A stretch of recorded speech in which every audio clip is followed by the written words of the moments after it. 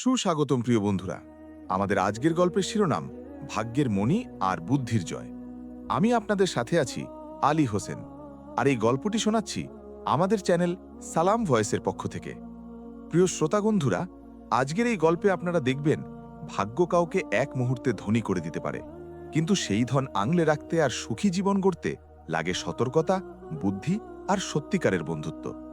একজনের অন্ধবিশ্বাস আরেকজনের চালাকি কিভাবে সবকিছু উল্টে দেয়, আর শেষ পর্যন্ত কে জিতে যায়, সেটাই আজকের গল্পের মূল কথা। এখন গল্পটি শুরু করা যাক। চলুন গল্পে ডুবে যাই।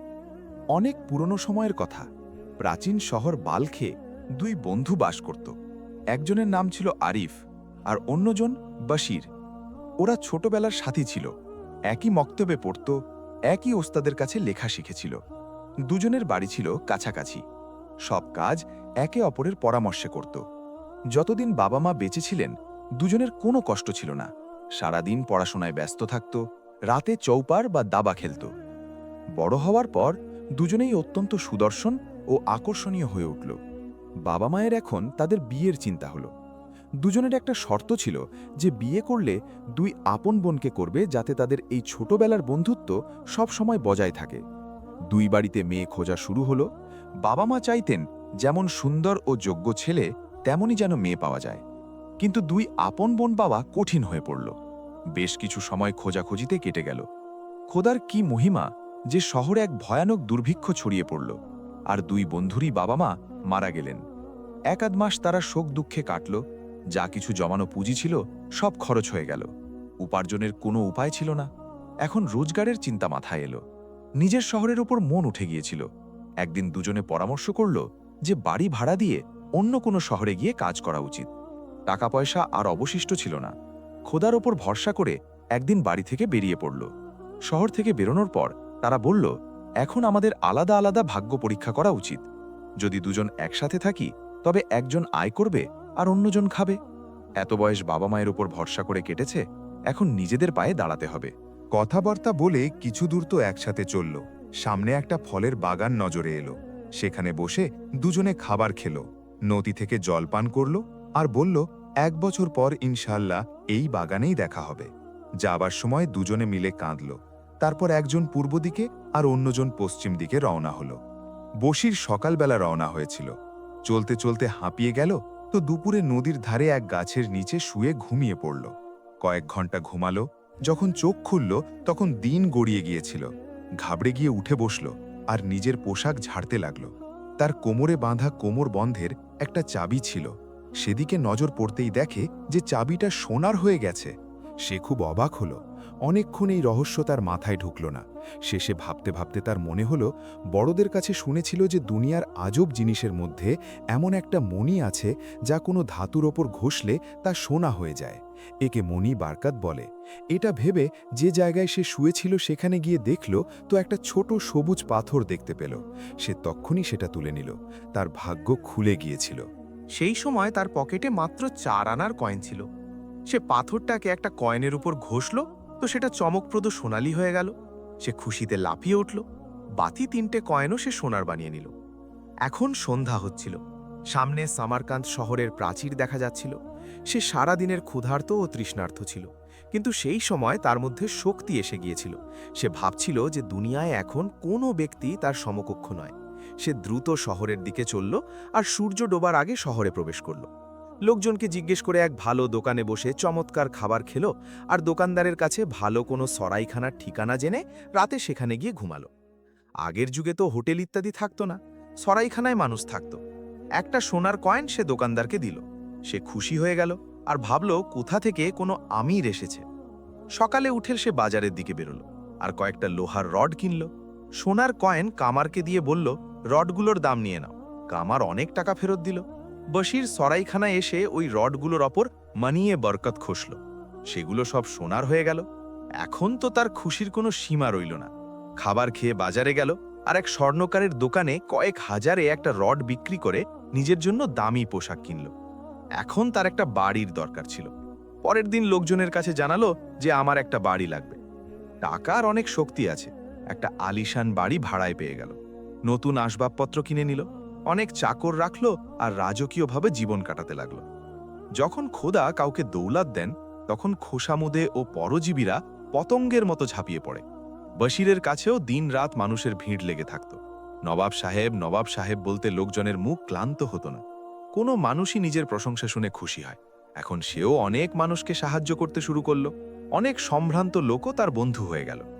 একদিন লোকজন বলল, নবাব সাহেব, এখানে এক নর্তকী ও গায়িকা আছে যে অত্যন্ত সুন্দরী ও বেমিসাল। কোনোদিন আপনি চলুন আর তার গান শুনুন, আমরাও আপনার উছিলায় শুনে নেব। বশির খুব দম্ভের সাথে উত্তর দিল, মিয়া, তোমরা কেমন বোকামি কথা বলো? আমাদের কি ঠেকা পড়েছে যে তার বাড়িতে যাব? তাকে এখানেই ডেকে পাঠিয়ে গান শুনে নেব, 1000-2000 দিয়ে দেব। তার বন্ধুরা উত্তর দিল, নবাব সাহেব, এটাই তো সমস্যা যে সে কারো বাড়ি যেতে পারে না। সে সুলতানের কর্মচারী। যদি কেউ 10,000ও দেয় তাও সে যাবে না। সিপাহীরা তার দরজায় সবসময় পাহারা দেয়। অবশ্য সে সুলতানের থেকে এই অনুমতি নিয়েছে যে যদি কোনো শৌখিন আমির তার বাড়িতে আসে তবে তাকে গান শুনিয়ে দেবে। এটা শুনে বশিরের তাকে দেখার আর গান শোনার শখ হল। রাতে খাবারের পর দামি পোশাক পরল আর 2 ঘোড়ার গাড়িতে চড়ে বন্ধুদের সাথে তার বালাখানায় পৌঁছে গেল। নূরজাহান এবং তার মা তাকে সাদর অভ্যর্থনা জানালো আর বালিশ দিয়ে সামনে মসনদে বসালো। বশিরের সাথে আসা বন্ধুরা বলল, আমাদের নবাব ও নূরজাহানের গান শুনতে এসেছেন, ভালো কিছু শোনান, ইনামে ভরিয়ে দেবেন। বাজনা বাজানো শুরু হলো আর গান শুরু হলো। বশির তো ওই মহিলা আর তার কণ্ঠস্বরে মোহিত হয়ে গেল। অপলক দৃষ্টিতে তাকে দেখে যাচ্ছিল। রাত 11টায় গান শেষ হলো। নূরজাহান বলল, নবাব সাহেব, এবার আপনি আসুন, মেয়ে সুলতানের কাছে যাবে, এক্ষুনি সাওয়ারি এসে পড়বে। বশিরের এটা খুব খারাপ লাগলো। সে চেয়েছিল আরও কিছুক্ষণ বসতে, কিন্তু প্রথম দিন ছিল, কিছু টাকা দিয়ে উঠে দাঁড়ালো। মা মেয়ে দুজনেই ঝুঁকে সালাম করল। বুড়ি অনেক দোয়া দিল আর বলল, নবাব সাহেব, যখন আপনার মন চায় চলে আসবেন। বশির ওই মা মেয়ের খোসামুদে কথায় মুগ্ধ হয়ে গেল। সেখান থেকে এসে মাঝরাত পর্যন্ত দীর্ঘশ্বাস ফেলতে লাগল। পরের দিন তো নিজের মনের ওপর জোর করে গেল না। তৃতীয় দিন বন্ধুদের আসার আগেই গাড়ি আনিয়ে সন্ধ্যার শুরুতেই পৌঁছে গেল। নূরজাহান এবং তার মা খুব জাঁকজমকের সাথে তাকে বসালো। সে বুঝে গিয়েছিল যে এ অনেক বড় লোক। 2-3টে গজল শুনে 1000 টাকা দিল। সুলতানের ওখানে তো সে 1 মাসে 1000 পায়। বশির রাত 10টা পর্যন্ত সেখানে রইল। আজ সে যাওয়ার সময় একটা সোনার খাসদান বুড়িকে দিল। তার চোখ ছানাবড়া হয়ে গেল। হাজারো দোয়া দিল। এভাবে এখন রোজকার নিয়ম হয়ে গেল যে সেখানেই বসে থাকত। বশির মা মেয়ের চোখ এড়িয়ে কখনো পানের পিল সুজে মণি বরকত ঘষে দিত, কখনো তার পালঙ্ক সোনার করে দিত। বুড়ি খুব চালাক ও জাদুকর ছিল। সে বুঝে গিয়েছিল যে নিশ্চয়ই তার কাছে মণি বরকত আছে। একদিন বলতে লাগলো, বাবা, তুমি এই শহরে এখনো নতুন, এখানকার মানুষ খুব স্বার্থপর। আমি তোমার বন্ধুদের দেখে নিয়েছি, তোমাকে সহজ সরল দেখে খুব লুটছে। আমি তোমাকে নিজের ছেলে মনে করে এই পরামর্শ দিচ্ছি যে তুমি আমার এখানে চলে এসো। আল্লাহর ফজলে আমার বাড়ি অনেক বড়, তোমার সব আসবাবপত্র এখানে নিয়ে এসো। চাকরদের জন্যও আলাদা 2-4টে ঘর আছে। নূরজাহানও মায়ের কথায় সাই দিল। নবাব সাহেব, আপনাকে আমার জীবনের কসম, কাল থেকে আপনি এই গরিবখানায় চলে আসুন, নয়তো এই বন্ধুরা আপনাকে ধ্বংস করে দেবে। আমি ওদের খুব ভালো করে চিনি। এছাড়া আমি আপনাকে ছাড়া বাঁচতে পারবো না। এখন তো আপনি ঘন্টা 2 আসেন, এখানে চলে এলে সবসময় আমার চোখের সামনে থাকবেন। বশির তো নিজেই এটা চাইছিল, তখনই রাজি হয়ে গেল। পরের দিন নিজের বাড়ির সব দামি জিনিসপত্র নূরজাহানের এখানে পাঠিয়ে দিল। বাকি জিনিস বন্ধুদের দিয়ে দিল। সবাই তাকে অনেক বোঝালো, কিন্তু বশির কারো কথা শুনল না। আর রাতে তার বাড়িতে চলে গেল। বুড়ি একটা বিশেষ ধরনের ঘর তাকে দিয়ে দিল। খাদেমরা সব সময় হাত জোড় করে দাঁড়িয়ে থাকত। এখন নূরজাহানের এখানে সব জিনিস সোনার দেখা যেত। বশিরকে খুশি করতে সে নিজের অসুখের বাহানা করে সুলতানের ওখান থেকে কিছুদিনের ছুটি নিয়ে নিয়েছিল। মোদ্দা কথা, মা মেয়ে অনেক যত্ন আত্মীতে তাকে রাখল। একদিন হঠাৎ নূরজাহানের বুকে প্রচণ্ড ব্যথা উঠল। সে মাছের মতো ছটফট করতে লাগল। মুখ লাল হয়ে গেল, চোখ বেরিয়ে আসছিল। দেখতে দেখতে সে অজ্ঞান হয়ে গেল। মুখ দিয়ে ফেনা বেরোতে লাগল। তার মা কান্নাকাটি শুরু করে দিল। হায়, আমার তো একটাই মেয়ে, আমি একে ছাড়া কিভাবে বাঁচব? বশির কাঁদতে কাঁদতে বলল, আম্মাজান, আপনি যাকে বলেন আমি তাকে নিয়ে আসছি। বুড়ি উত্তর দিল, না বাবা, এই অসুখের কোনো চিকিৎসা নেই। তার 2 ফুফু এই বুকের ব্যথায় অল্প বয়সে মারা গেছে। আজ আমার বাচ্চারও সেই ব্যথা উঠেছে। ব্যাস, আর কিছুক্ষণ আছে। হায়, আমি কি করি? বশির কাঁদতে কাঁদতে বলল, সুলতানের ওখানে খবর দেওয়া হোক, হয়তো কবিরাজের কাছে নিশ্চয়ই কোনো ওষুধ থাকবে। বাবা তার ছোট ফুফুর যখন এই ব্যথা উঠেছিল তখন এক ফকির বলেছিল যে যদি কোথাও থেকে মনেই বরকত পাওয়া যায় তবে তার বুকে 3 দিন ঘষো, তাহলে সারা জীবনে এই রোগ হবে না। কিন্তু মনেই বরকত কার ভাগ্যে জুটতে পারে? এখন দেখো, এই জোয়ান মেয়ে চোখের সামনে ছটফট করছে, কিন্তু আমরা কোনো চিকিৎসা করতে পারছি না। এটা শোনা মাত্রই বশির বলল, আম্মাজান, আপনি আগে কেন বলেননি? মনেই বরকত আমার কাছে আছে, এই নিন। বশির তখনই নিজের পকেট থেকে পাথর বের করে বুড়িকে দিয়ে দিল। বুড়ি হাজারো দোয়া দিতে লাগল। তখনই মেয়ের বুকে ঘষল। তার মুখের লালিমা কমে গেল, আর মুখ থেকে ফেনা বের হওয়া বন্ধ হয়ে গেল। শরীর যে আড়ষ্ট হয়ে গিয়েছিল সেটাও শিথিল হয়ে গেল। কিছুক্ষণ পর সে চোখ খুলল, আর খুব দুর্বল গলায় বলল, আমাকে কিছু দাও, তৃষ্ণা পেয়েছে। বশির তখনই শরবতের চামচ দিয়ে খাওয়ালো। এভাবে 2-3 দিন অসুস্থ হয়ে রইল। চতুর্থ দিনে একদম সুস্থ হয়ে গেল। বশির বুড়ির কাছে মনেই বরকত চাইল, তো মা মেয়ে চিৎকার চেঁচামেচি আর গালাগালি শুরু করে দিল, আর বলল, ঝুটা মক্কার, তুই কি কখনো মনেই বরকতের চেহারা দেখেছিস? কোথাও দুনিয়ায় আজ পর্যন্ত কেউ ওটা পেয়েছে? বশির ওই মহিলাদের মক্কারিতে অবাক হয়ে গেল। সে বলল, তোমাদের এখানে এইসব জিনিস সোনার কে বানিয়েছে? দুজনেই চিল্লিয়ে উঠল, এইসব জিনিস সুলতানের ওখানকার, তো কি সোনা বানাবে? আমরা দয়া করে তোকে নিজের এখানে রেখেছিলাম, যা বেরিয়ে যা আমাদের বাড়ি থেকে। বশিরের খুব রাগ হলো, আর সে বলল, আমি সুলতানের কাছে গিয়ে বলছি, এক্ষুনি তোমাদের এখানে পুলিশ নিয়ে আসছি।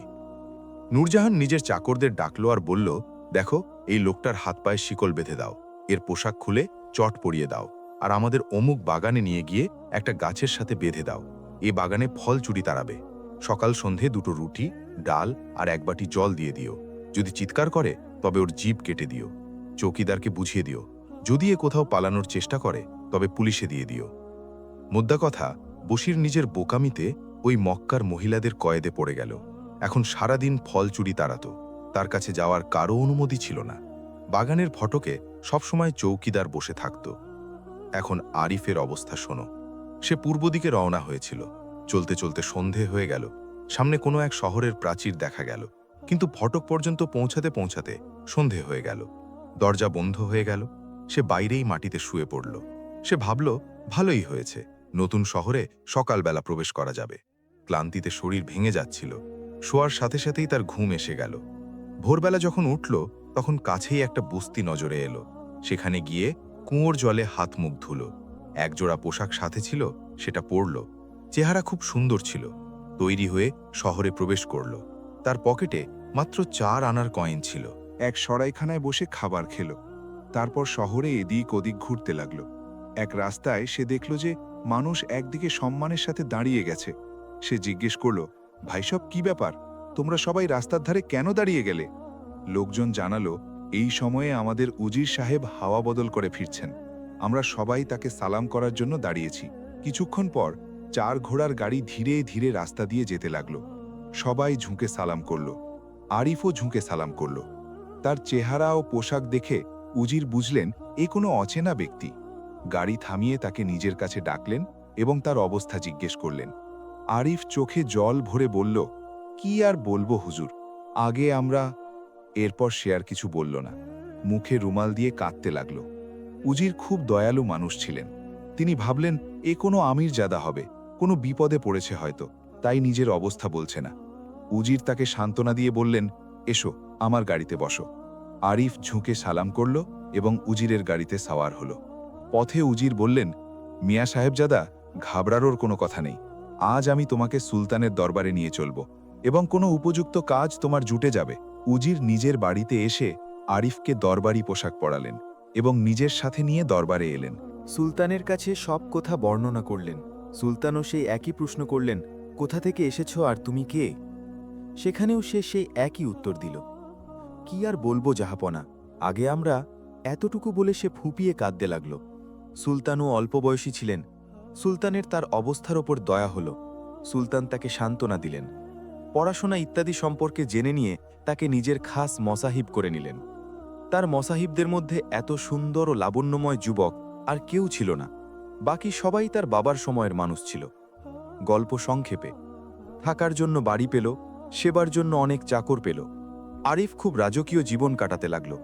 সকাল থেকে দুপুর পর্যন্ত দরবারে থাকত, সবার কথা শুনত এবং সে সম্পর্কে চিন্তা করত। সে খুব বুদ্ধিমান ও যোগ্য ছিল। দুজন মানুষের ওপর তার সন্দেহ ছিল, একজন খাজাঞ্চি আর অন্যজন কোতোয়াল। প্রায়ই সন্ধেবেলা সে সাধারণ পোশাক পরে লোকজনের অবস্থা জানত। যখন সে ভালোভাবে তদন্ত করে নিল, তখন একদিন একান্তে নর্দ খেলার সময় সুলতানকে সব অবস্থা বলে দিল। সুলতান বললেন, আমরা আগেও এই ধরনের অভিযোগ শুনেছি। আমরা চাইলে সাথে সাথে ওই লোকেদের সাজা দিতে পারতাম, কিন্তু এরা সবাই পুরনো লোক। এছাড়া বাবা হুজুর মরহুমের ওসিয়ত ছিল যে প্রমাণ ছাড়া কখনো কাউকে সাজা দিও না। তুমি বলছো খাজাঞ্চি অর্ধেক খাজানা খালি করে দিয়েছে, আর শহরের কোতোয়াল লোকজনের বৌঝিদের বিরক্ত করে। এই সব আমরা বরদাস্ত করতে পারি না। কাল সকালে ওদের দুজনকে কঠিন সাজার হুকুম দেব। আরিফ হাত জোর করে বলল, হুজুর, এই দুজনের দায়িত্ব আমি নিচ্ছি। খোদা চাইলে খাজানাও পুরোপুরি ভরে যাবে, আর কোতোয়াল সবসময়কার মতো তওবা করবে। পুরনো লোকদের সাজা দেওয়ার বদলে এমন কাজ হওয়া উচিত যাতে সাপও মরে আর লাঠিও না ভাঙে। সুলতান হেসে বললেন, তোমার মতের সাথে আমরা একমত, কিন্তু এরা পুরনো ঘুঘু। তুমি কিভাবে ওদের ঠিক পথে আনবে? আরিফ বলল, হুজুর, কাল যখন কোতোয়াল সাহেব দরবারে এসে আপনাকে সালাম করবেন, তখন আপনি তার দিকে রাগের চোখে তাকাবেন এবং মুখ ফিরিয়ে নেবেন। ব্যাস, তারপর আমি আমার কাজ শুরু করে দেব। সুলতান হেসে চুপ করে রইলেন। পরের দিন দরবারে যখন কোতোয়াল এসে সুলতানকে সালাম করল, তখন সুলতান ঘৃণা ও রাগের সাথে মুখ ঘুরিয়ে নিলেন। কোতোয়াল দমে গেল, কিছুক্ষণ দরবারে বসে হইল, তারপর নিজের অসুখের বাহানা করে বাড়ি চলে গেল। সন্ধ্যায় আরিফ মন খারাপের ভান করে কোতোয়ালের বাড়িতে পৌঁছাল। সে কোতোয়ালের বাড়িতে প্রায়ই যেত এবং সেখানকার অবস্থা দেখত। নাচ গান, মদ কাবাব, কারো স্ত্রীকে অপহরণ করার গল্প শোনা, কারো মেয়েকে তুলে আনার পরামর্শ হতো। আজ যখন সে পৌঁছাল, কোতোয়াল চুপচাপ বসে হুঁকো খাচ্ছিল। তাকে দেখেই কোতোয়াল দাঁড়িয়ে গেল আর বলল, মিয়া আরিফ, তুমি তো সুলতানের খাস লোক, বলো আজ সুলতান আমার উপর কেন রাগ ছিলেন? আরিফ রুমাল দিয়ে চোখ মুছতে মুছতে বলল, কি বলবো কোতোয়াল সাহেব, আমি তো ভয়ে পেয়ে গেছি। আমি অচেনা মানুষ, কোনোদিন আমার পামাও না এসে যায়। যে সাজা সুলতান আপনার জন্য ঠিক করেছেন তা শুনে তো আমার গায়ের লোম দাঁড়িয়ে গেছে। আর আমি আপনাকে খবর দিতে এসেছি, পরশু ভোর বাজারে আপনাকে 100 চাবুক মারা হবে আর যাবজ্জীবন কারাদণ্ড হবে। কোনো গোয়েন্দা সুলতানের কাছে মিথ্যে মিথ্যে কথা লাগিয়েছে এবং বলেছে যে কাল রাতে অমুক আমিরের মেয়েকে আপনি অপহরণ করতে চলেছেন, এবং আপনি এত ঘুষ নেন যে প্রজারা আপনার উপর অস্থিষ্ট হয়ে গেছে। এই সব কথা শুনে সুলতানের খুব রাগ হয়েছে। আপনার আসার পর প্রত্যেক দরবারির ওপর বকুনি পড়েছে। এই কথা শুনে কোতোয়ালের জ্ঞান হারানোর দশা হলো আর বলল, মিয়া আরিফ, কিছু উপায় করো, আমার ইজ্জতের সওয়াল। তুমি অত্যন্ত বুদ্ধিমান যুবক। আমি শুনেছি সুলতান তোমার মত পছন্দ করেন এবং তোমার পরামর্শ অনুযায়ী কাজও করেন। খোদার ওয়াস্তে আমার ওপর দয়া করো, আমি সারা জীবন তোমার কৃতজ্ঞ থাকব। আরিফ উত্তর দিল, কোতোয়াল সাহেব, এটা ঠিক যে সুলতান সব ব্যাপারে আমার সাথে পরামর্শ করেন এবং আমার তুচ্ছ মতকেও পছন্দ করেন, কিন্তু এই ব্যাপারটা এতই গুরুতর যে তিনি আমার সাথে পরামর্শই করেননি। যদি আমি এই ব্যাপারে মাথা গলাই, তবে এমন না হয় যে আমাকে দরবার থেকে বের করে দেন। শুনেছি সুলতান যার উপর রাগ করেন তার টাকা পয়সা, সম্পত্তি, বাড়ি সব বাজেয়াপ্ত করে নেন। আমি এমনিতেই বিপদে পড়া প্রবাসী মানুষ। যদি আমার সাথে এমনটা ঘটে, তবে বলুন আমি কি করব আর কোথায় যাব? কোতোয়াল বলল, মিয়া, তুমি আমার কাছ থেকে এখনই নিয়ে নাও। যদি খোদা না খাস্তা তোমার উপর কোনো বিপদ পড়ে, তবে এটা কাজে আসবে, কিন্তু আমার ইজ্জত বাঁচানোর চেষ্টা করো। আরিফ বলল, ধরুন আমি আমার মাথা হাতে রেখে সুলতানকে বলে দিলাম যে কোতোয়াল সাহেবের ওখানে রোজ যাই, সেখানে খোদা রাসূলের জিকির ছাড়া আর কোনো আজেবাজে কথা আমি দেখিনি। সেখানে তো জ্ঞানী লোকেদের আসর বসে। কোনো শত্রু মিথ্যে খবর দিয়েছে এবং আপনার সাজা মাফ করে দেওয়া হলো। কিন্তু 2-4 দিন পর সুলতানের কোনো গোয়েন্দা এলো বা সুলতান নিজে ছদ্মবেশে এলেন এবং এসে আপনার এই সব রংঢং দেখলেন, তখন আমাকে আর আপনাকে কামানের মুখে রেখে উড়িয়ে দেওয়া হবে। কোতোয়াল বলল, বেটা, আমি তওবা করছি এবং কসম খাচ্ছি যে ভবিষ্যতে এখানে এই ধরনের কোনো কথা হবে না। কাল থেকে আমি জায়নামাজ বিছিয়ে বসবো এবং ইনশাল্লাহ সারা জীবন খোদার ইবাদতে কাটাবো। সে ভেতরে গেল এবং 20,000 আশরফির থলি আরিফের হাতে তুলে দিল। আরিফ বলল, কোতোয়াল সাহেব, যদি সুলতান আমাকে বের করে দেন, তবে ফকিরের বেশে বা মেয়েলি পোশাক পরে বেরোব। আপনি আমাকে এমন কোনো গোপন রাস্তা বলে দিন যাতে আমি সহজে বেরিয়ে যেতে পারি। কোতোয়াল তাকে একটা গোপন দরজার হদিস দিয়ে বলল, বেটা, আমার আশা আছে যে সুলতান তোমার কথায় বিশ্বাস করবেন এবং এমন সময় আসবে না যে তোমাকে পালানোর দরকার পড়ে। মোদ্দা কথা, আরিফ 20,000 আশরফির থলি বগলে দাবিয়ে নিজের বাড়ি চলে এলো এবং আরামে ঘুমালো। ভোরবেলা সুলতানের খাস মহলে খবর পাঠালো। তখনই ডাক পড়ল এবং সে গিয়ে সুলতানকে সব গল্প শোনালো। হুজুর, এখন কোতোয়াল সাহেব তওবা করে নিয়েছেন, ভবিষ্যতে এমন কাজ করবেন না এবং নিজের সব সময় খোদার ইবাদতে কাটাবেন। এখন আমার আপনার কাছে একটি আর্জি আছে। আজ যখন তিনি আবার সালামের জন্য হাজির হবেন, তখন হুজুর একটু হেসে তার সালাম নেবেন। তিনি খুব ভয়ে আছেন, তাহলে তিনি আশ্বস্ত হবেন। সুলতান বললেন, আমরা নিজেরাও চাই না যে বাবা হুজুর মারহুমের সময়ের কর্মচারীদের বেইজ্জতি হোক। আরিফ হাত জোড় করে বলল, হুজুর, এই কাজটা তো এমন হলো যে কেউ টেরও পেল না, উজির সাহেবও জানতে পারলেন না। কিছুক্ষণ পর আরিফ বাড়ি এলো এবং দরবারে যাওয়ার প্রস্তুতি নিতে লাগল। সে আজ সবার আগে দরবারে পৌঁছল। কোতোয়াল সবার শেষে এলো ভয়ে ভয়ে। তার অবস্থা 6 মাসের রোগীর চেয়েও খারাপ হয়ে গিয়েছিল। একদম চুপচাপ নিজের চেয়ারে এসে বসল। দরবারীরা তার অবস্থা দেখে শরীর কেমন আছে জিজ্ঞেস করতে লাগল। কোতোয়াল নিজের অসুখের বাহানা দিল। কিছুক্ষণ পর চৌপদার সুলতানের আসার কথা ঘোষণা করল। সব দরবারি সম্মান জানিয়ে দাঁড়িয়ে গেল। সুলতান সবার সালাম নিতে নিতে নিজের সিংহাসনে বসলেন। কোতোয়ালের সালামও তিনি হাসি মুখে নিলেন। তার ধরে প্রাণ এলো। কোতোয়াল আরিফের দিকে কৃতজ্ঞতার নজরে তাকাল। উজির এগিয়ে এসে বললেন, হুজুর, আজ কোতোয়াল সাহেব অসুস্থ। জড়ার মামলাগুলো কাল পেশ করা হবে, তাকে বাড়ি যাওয়ার অনুমতি দেওয়া হোক। সুলতান বললেন, ভালো কথা, আপনি বলে দিন যে তিনি যেন চলে যান। কোতোয়াল ঝুঁকে সালাম করল এবং খুশিতে খুশিতে বাড়ি চলে গেল। শয়ে শয়ে গরিব দুঃখীদের খাবার খাওয়ালো, হাজার হাজার টাকা দান করল, মসজিদে গিয়ে শুকরানার নামাজ পড়ল। রাতে আরিফ আশরফির থলি নিয়ে এলো আর বলল, কোতোয়াল সাহেব, আমি নিজের প্রাণ হাতে রেখে সুলতানের কাছে আপনার সুপারিশ করেছি। প্রথমে তো তিনি খুব রাগ করলেন আর বললেন, আমাদের চোখের সামনে থেকে দূর হয়ে যাও, মনে হয় তোমাকেও কোতোয়াল নিজের সাথে মিশিয়ে নিয়েছে।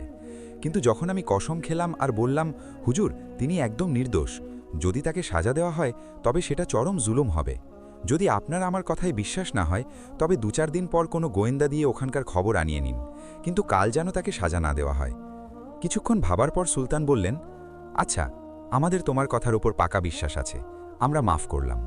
কোতোয়াল দাঁড়িয়ে তাকে জড়িয়ে ধরল এবং চোখের জলে বলল, বেটা, আমার কোনো সন্তান নেই, আজ থেকে আমি তোমাকে নিজের ছেলে বানালাম, আর কালই আমার সম্পত্তি ও টাকা পয়সা তোমার নামে করে দিচ্ছি। আরিফ উত্তর দিল, না কোতোয়াল সাহেব, আমি বিদেশি মানুষ, আমার উপর কোনো সময় এমন এসে গিয়েছিল যে আমি এখানে চলে এলাম।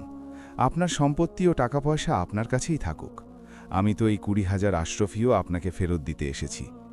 কোতোয়াল বলল, এটা কি করে হতে পারে যে আমি আশরফি ফেরত নেব? নিজের সন্তানদের কেউ কিছু দিয়ে কি ফেরত নেয়? আমি কখনো নেব না। আরিফ তো এটাই চাইছিল। একটু জোড়াজুড়ি করার পর সে আশরফির থলি নিয়ে খুশিতে খুশিতে বাড়ি চলে এলো। এখন তার খাজাঞ্চির চিন্তা হলো। 1 সপ্তাহ পর সে সুলতানকে বলল, হুজুর, কাল সকালে যখন খাজাঞ্চি সালামের জন্য হাজির হবে তখন আপনি সেই রকমই রাগ আর ঘৃণার সাথে তার দিকে তাকাবেন, যেরকম কোতোয়ালের দিকে তাকিয়েছিলেন। কাল রাতে আমি তার কাছে যাব, খোদা চাইলে আবার আশরফির থলি খাজানায় পৌঁছে যাবে। সুলতান খুশি হয়ে বললেন, আসলে আরিফ, এটা তোমারই কাজ ছিল যে কোতোয়ালের মতো মানুষকে তুমি ঠিক করে দিলে। আমরা নিজেরাও ছদ্মবেশে গিয়েছিলাম, সত্যিই সে জায়নামাজে বসেছিল এবং শরীফ লোকেরা তার আশেপাশে বসেছিল। আরিফ হাত জোড় করে বলল, হুজুরের মহিমা ছিল, আমার কোনো গুরুত্ব নেই। সংক্ষেপে, পরের দিন দরবারে যখন খাজাঞ্চি ঝুঁকে সালাম করল, সুলতান রাগান্বিত নজরে তার দিকে তাকালেন এবং আগে বেড়ে গেলেন। এটা দেখে খাজাঞ্চির দম আটকে গেল। বুড়ো মানুষ ছিল, হাত পা কাঁপতে লাগল, কিন্তু নিজের চেয়ারে চুপচাপ বসে রইল। তার মনে চোর ছিল। সে বুঝে গেল যে কোনোভাবে সুলতান খবর পেয়ে গেছেন। দরবার শেষ হলে খাজাঞ্চি টলটলে করে নিজের গাড়িতে বসে বাড়ি চলে গেল। রাতে আরিফ তার বাড়িতে পৌঁছাল। সে বিছানায় দুশ্চিন্তায় শুয়েছিল। তাকে দেখেই উঠে বসল আর বলল, এসো বেটা, আমি তো নিজেই তোমার কাছে যেতে চেয়েছিলাম, কিন্তু সাহস হয়নি। আজ দরবারে সুলতান আমাকে এমন নজরে দেখেছেন যে এর আগে কখনো দেখেননি। যদি তোমার কিছু জানা থাকে তবে বলো যে সুলতানের কি হয়েছে, আমি তো খুব দুশ্চিন্তায় আছি। আরিফ উত্তর দিল, খাজাঞ্চি সাহেব, কি বলবো, সুলতান খুব রেগে আছেন। কাল উজির সাহেবকে নিয়ে খাজানা পরিদর্শন করতে যাবেন। কোনো এক মুখবির খবর দিয়েছে যে দামি জহরাত আর আশরফির থলি খাজাঞ্চি সাহেবের কাছ থেকে চলে গেছে। কাল যে কোনো সময় সুলতান উজির সাহেব আর কোতোয়াল সাহেবকে নিয়ে খাজানা দেখতে যাবেন আর আপনাকেই ডাকা হবে। যদি তালিকা অনুযায়ী জহরাত ইত্যাদি না বেরোয় তবে আপনার জন্য খুব কঠিন সাজা ঠিক করা হয়েছে। আপনি বুড়ো মানুষ, আমি ভাবলাম আপনাকে খবর দিয়ে দিই। আমি আমার চাকরের পোশাক পরে এসেছি। খাজাঞ্চি বলল, বেটা, আল্লাহ তোমার ভালো করবেন। তুমি আমাকে সতর্ক করে দিলে। অবশ্যই আমার ভুল হয়ে গিয়েছিল এবং কিছু জহরাত আমি নিয়ে এসেছিলাম। এখন তুমি আমার সাহায্য করো। তুমি সুলতানের খাস মশাহিবদের একজন। আমি সারা রাতের মধ্যে সব জিনিস খাজানায় পৌঁছে দেব। আরিফ খাজাঞ্চির সাথেও সেই সব কথা বলল যা কোতোয়ালের সাথে বলেছিল। খাজাঞ্চি তখনই 25,000 আশরফি আরিফের পায়ে ঢেলে দিল এবং বলল, তুমি সুলতানকে বিশ্বাস করাও যে ওই খবর খাজাঞ্চির কোনো শত্রু ছড়িয়েছে। হুজুর শখ করে খাজানা পরিদর্শন করুন, তিনি তো আপনার খুব শুভাকাঙ্ক্ষী। দেখো বেটা, বুড়ো বয়সে যেন আমার মানহানি না হয়। মোদ্দা কথা, আরিফ আশরফির থলি নিয়ে বাড়ি এলো। পরের দিন দরবারে সুলতান তার সালাম হাসি মুখে নিলেন। খাজাঞ্চির অবস্থা খুব খারাপ ছিল, কিন্তু সুলতানের দয়ার নজর দেখে সে খুশি হয়ে গেল। দরবার শেষ হলে সুলতান বললেন, আমরা খাজানা পরিদর্শন করতে। সুলতান খাজানা পরিদর্শন করতে চাইলেন। খাজাঞ্চি হাত জোর করে বলল, হুজুর, যখন খুশি আপনি খাজানা পরিদর্শন করুন। সুলতান পরের দিনও খাজানা পরিদর্শন করলেন না। মোদ্দা কথা, এখন আরিফের নিজের ঘর ছাড়ার 1 বছর হতে চলল। সে তার বন্ধু বশিরের সাথে দেখা করতে এবং তার খবর নেওয়ার জন্য ব্যাকুল ছিল। একদিন সে উজিরকে বলল, আপনি সুলতানকে বলে আমাকে 1 মাসের ছুটি পাইয়ে দিন। আমার এক ছোট ভাই গেছে, সে অন্য কোনো দিকে ভাগ্য পরীক্ষার জন্য বেরিয়েছিল। আমি তাকে খুঁজে নিয়ে আসব এবং নিজের কাছেই রাখব। আপনি আমার হিতৈষী, আমার আশা আছে যে এই সুযোগে আপনিও আমাকে সাহায্য করবেন। উজির তাকে নিশ্চিন্ত করলেন। তিনি আরিফকে খুব পছন্দ করতেন এবং তার সাথে নিজের মেয়ের বিয়ে দিতে চাইতেন, কিন্তু তখনও তিনি তাকে পরখ করছিলেন। সেই সময় এটা শুনে তার খুব খুশি হল যে তার কোনো ভাইও আছে, কারণ উজিরের 2টি মেয়ে ছিল এবং তিনি চাইতেন যে 2 ভাইয়ের সাথে যেন বিয়ে হয়, যাতে দুজনেই এক বাড়িতে থাকে। উজির ভাবলেন তার ভাইও নিশ্চয়ই এমন সুন্দর ও লাবণ্যময় হবে।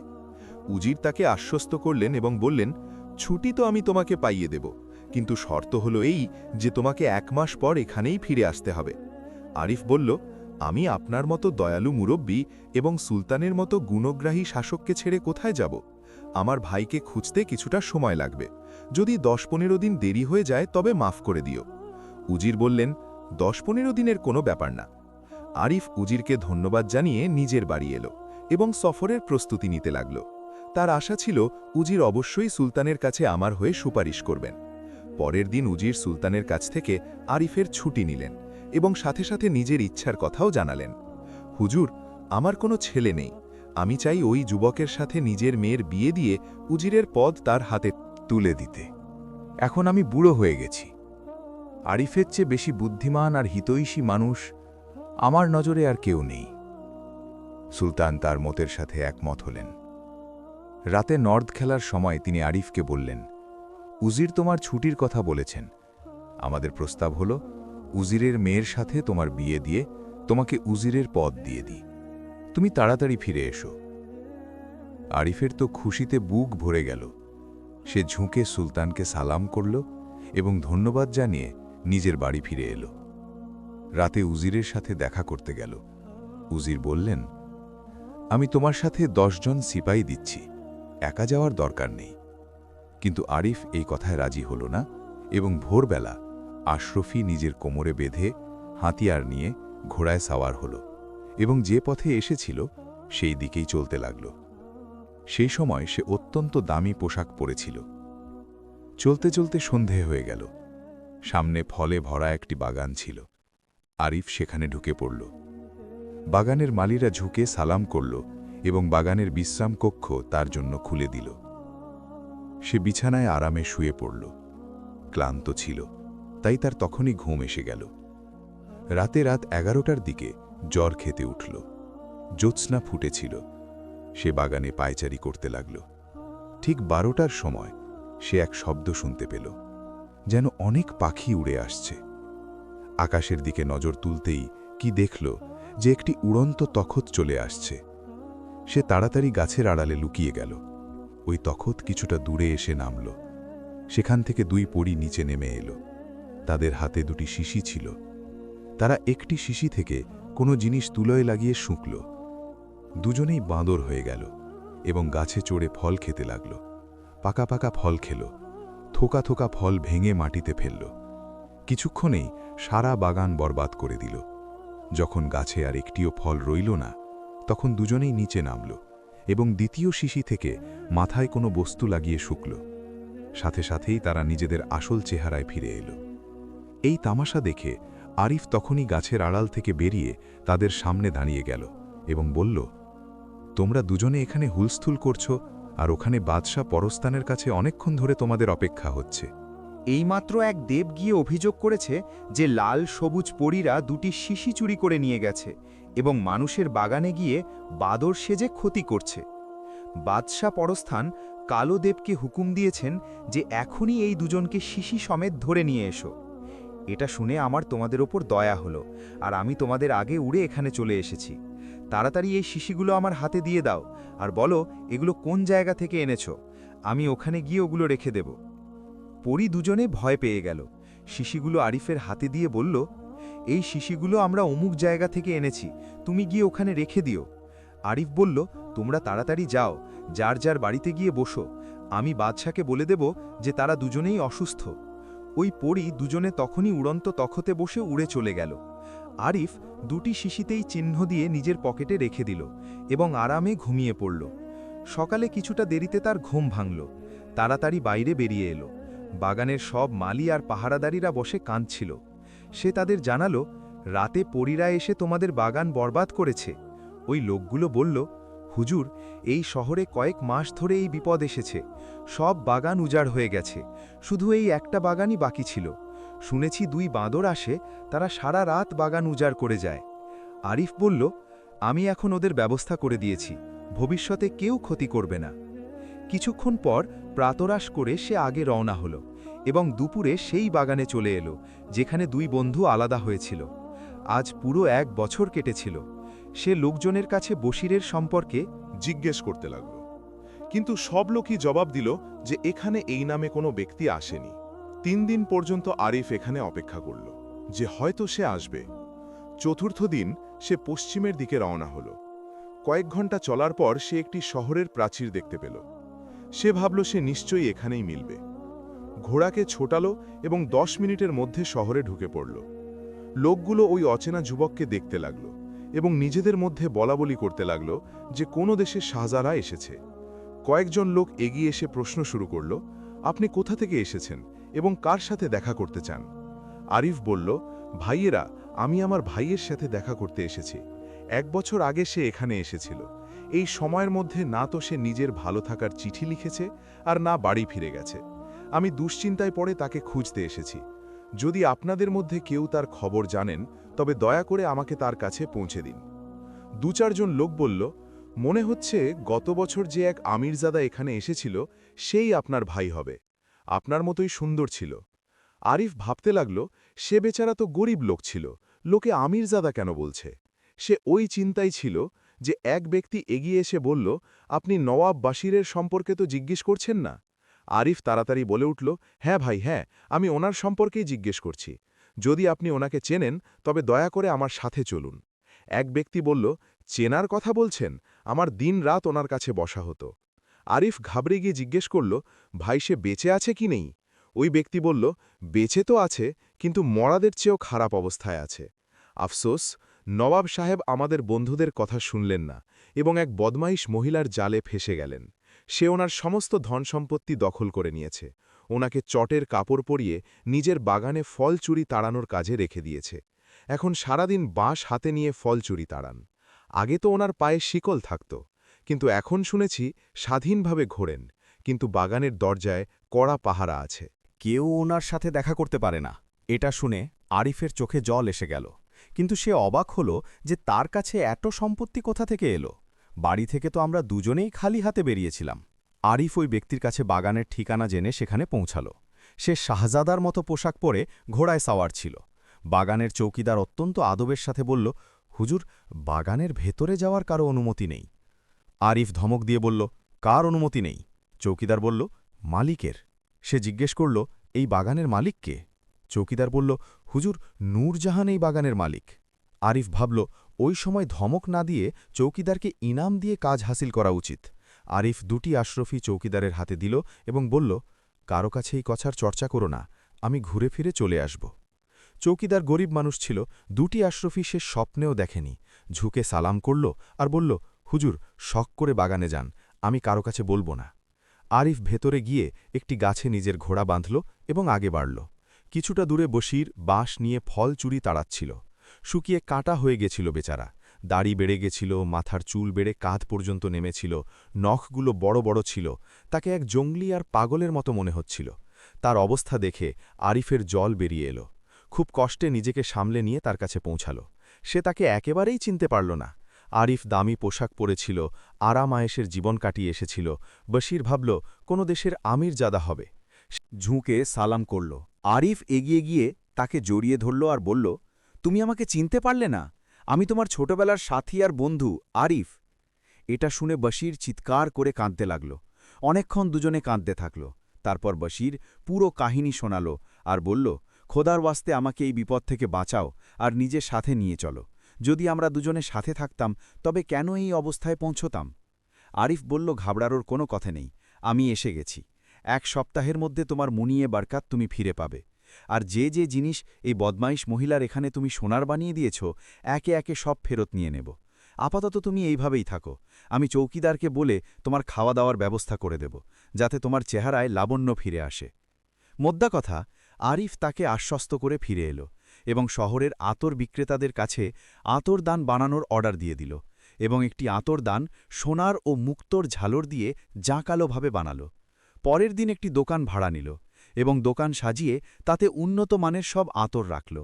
1 সপ্তাহের মধ্যে পুরো শহরে তার খ্যাতি ছড়িয়ে গেল। আতর বিলাসী লোক আতর কিনতে আসতে লাগল। সে প্রথমে একটি ছোট শিশি নমুনা হিসেবে উপহার দিত। হতে হতে এই খবর নূরজাহানের কাছেও পৌঁছে গেল। সে খাস লোক পাঠালো এবং বলালো যে আতর আর নতুন নতুন ডিজাইনের আতরদান নিয়ে আমাদের বাড়িতে এসো। প্রথমে তো আরিফ অস্বীকার করল এবং বলল, যাকে কিনতে হয় দোকানে আসুক। ওই লোক রাজকীয় কায়দায় বলল, সাহেব, তিনি পর্দানাসীন আর সুলতানের খাস কর্মচারী। হয়তো আপনি শুনেছেন নূরজাহান ওনার নাম।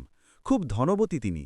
যদি আপনার আতরদান আর আতর ওনার পছন্দ হয়ে যায় তবে আপনাকে মুখ ফুটে চাওয়া দাম দেবেন আর ইনাম আলাদা পাবেন। ওনার বাড়িতে সব জিনিস সোনার। আরিফের মনের আশা পূরণ হল, কিন্তু সে অবহেলার সাথে বলল, ভাই, খোদার রহমতে এই আতরদানের মুক্তোর ঝালর ঝিলমিল করছে। নূরজাহান তো সেটা দেখেই অস্থির হয়ে গেল। সে তার মাকে বলল, আম্মা, এই আতরদান তো আমি অবশ্যই নেব। আমি আজ পর্যন্ত এত সুন্দর জিনিস দেখিনি। আর সেখানে বসে থাকা লোকেরাও ওয়াহ ওয়াহ সুবহান আল্লাহ করতে লাগল। এবার আরিফ আতরের শিশিগুলো থেকে একটি একটি করে নিয়ে সবাইকে শোকাতে শুরু করল। সারা ঘর সুগন্ধিতে মজে গেল। মা ও মেয়ে উভয়েরই আতর খুব পছন্দ হল। নূরজাহান আরিফকে বলল, এই সোনার সিন্দুকটির মধ্যে কি আছে? আরিফ বলল, এটি একটি বিরল জিনিস, এর দাম অনেক বেশি। বুড়ি বলে উঠল, তুমি কি ভাবছ আমরা দামি জিনিস কিনতে পারব না? সদাগর সাহেব, আপনি যদি বলেন তবে আমরা আপনার ওজনের সমান সোনা ওজন করে দিতে পারি। আরিফ বলল, অবশ্যই অবশ্যই, আপনি ঠিকই বলছেন, কিন্তু আমার এই আতর এমন যে পৃথিবীর বুকে আপনি আর কোথাও পাবেন না। আমি এক পরীকে বড় এক বিপদ থেকে বাঁচিয়েছিলাম। সে আমাকে উপহার হিসাবে পরিস্থানের আতরের 2টি শিশি দিয়েছিল।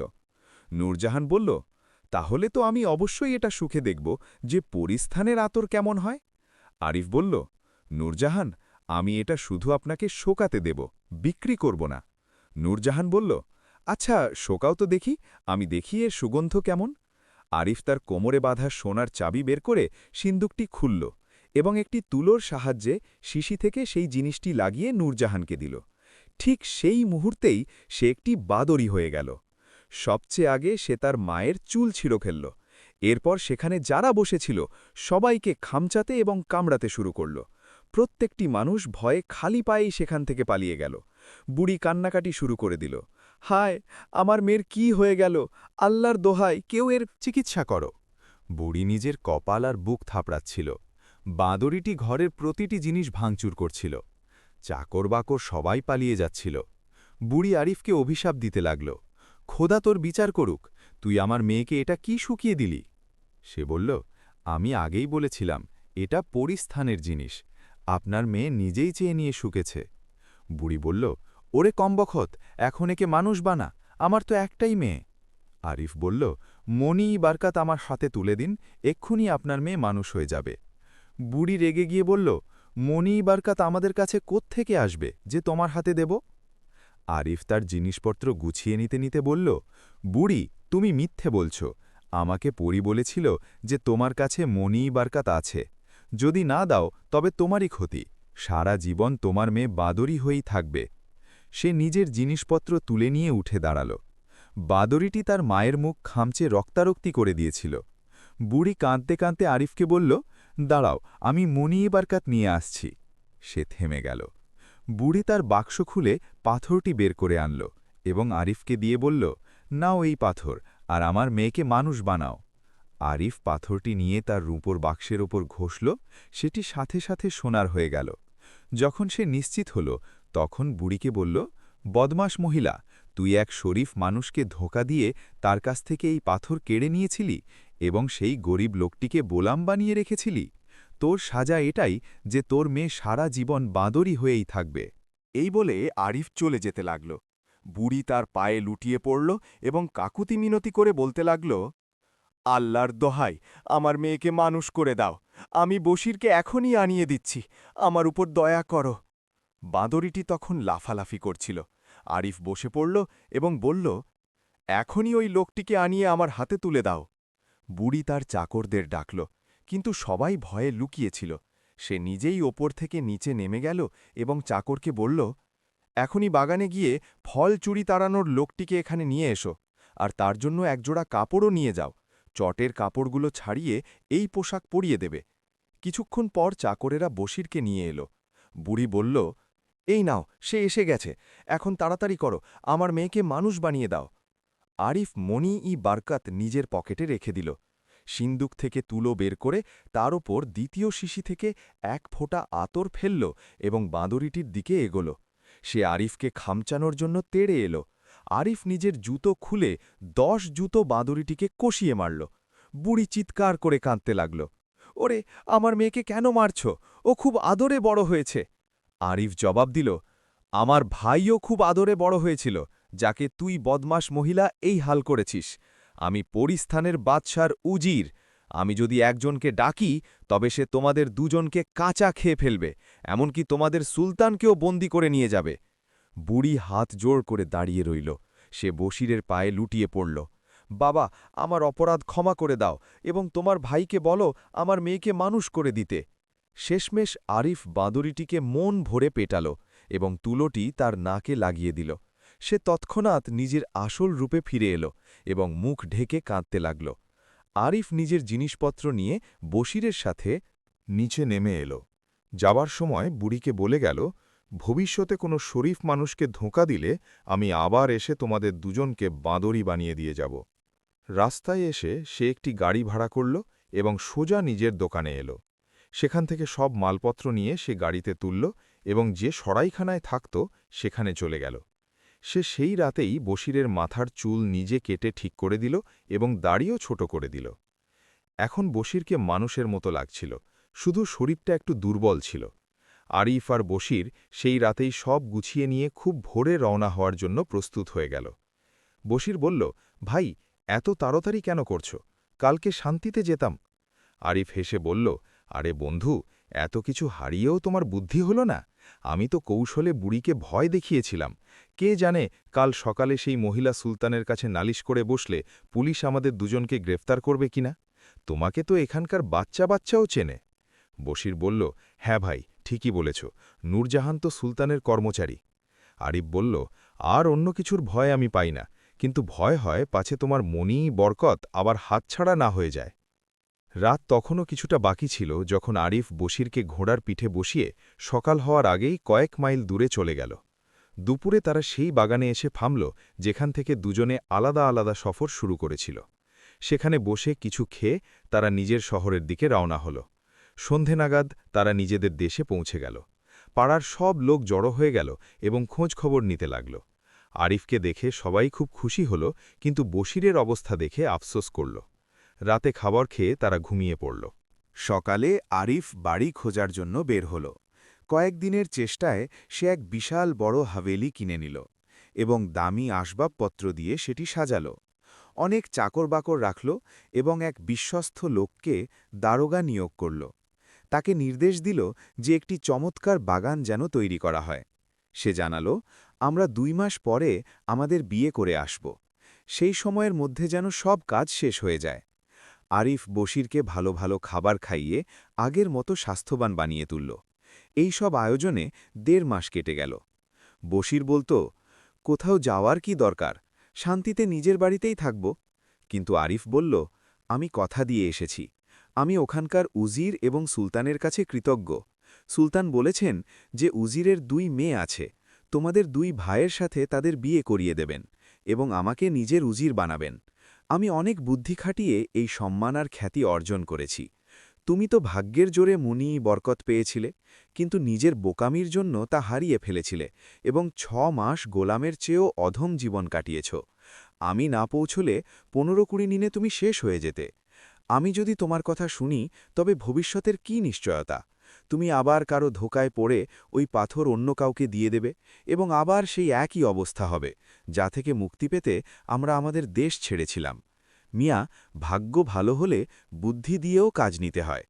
এছাড়া একটা উপদেশ দিই, যদি উজিরের মেয়ের সাথে বিয়ে হয় তবে তাদের বাড়ির সব জিনিস সোনা বানাতে যেও না, না হলে মানুষের সন্দেহ হবে। নিজের রহস্য কারো কাছে প্রকাশ করো না। তুমিও শিক্ষিত মানুষ, ওখানে যে পদ তুমি পাবে তা খুশি মনে গ্রহণ করো এবং কঠোর পরিশ্রম করো। বশির জবাব দিল, এখন থেকে আমি তোমার কথাই মেনে চলব, বরং এই মনিই বরকত তুমিই তোমার কাছে রাখো। আরিফ বলল, না ভাই, হয়তো ওটা আমার কাছ থেকে নিজেই উধাও হয়ে যাবে। যদি এটা আমার কাছে থাকার জিনিস হতো তবে আমিই এটা পেতাম। আমার কপালে পরিশ্রম করে রোজগার করা লেখা আছে। সংক্ষেপে বলতে গেলে 1.5 মাস পর আরিফ আর বশির সেখানে পৌঁছল। তারা ঘোড়ায় সাবার ছিল এবং দামি পোশাক পরেছিল। শহরের লোক আরিফকে চিনে নিয়ে মাথা ঝুঁকিয়ে সালাম করতে শুরু করল। তারা বুঝল অন্য যুবকটি নিশ্চয়ই তার ভাই। আরিফ সোজা উজিরের কাছে গেল এবং নিজের আগমনের খবর জানাল।